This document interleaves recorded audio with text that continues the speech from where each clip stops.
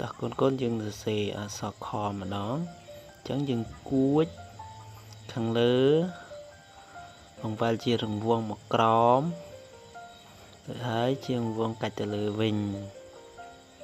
អញ្ចឹងអក្សរខអូខេអាននេះអក្សរខអ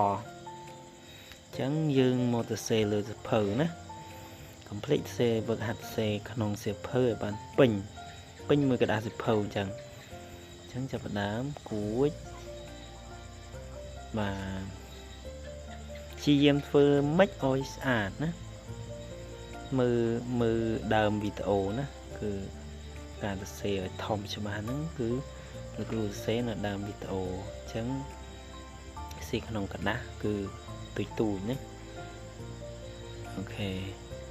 អញ្ចឹងព្យាយាមសរសេរស្អាតដាក់បន្ទុកបានល្អ complete ពេលសរសេរចប់ឲ្យម៉ាក់ប៉ាឬក៏យាយតាក៏បានដាក់បន្ទុកឲ្យកូនណាអានេះគឺយើងវឹកហាត់នៅផ្ទះណាឲ្យសរសេរឲ្យស្អាតអូខេអញ្ចឹងពេលសរសេរចប់ complete ឲ្យម៉ាក់ប៉ាឬក៏យាយតាដាក់បន្ទុកឲ្យជាយើងសរសេរធ្វើម៉េចឲ្យបានស្អាតទាំងអស់គ្នាបាយបាយជួបគ្នានៅអក្សរបន្ទាប់គឺអក្សរកោ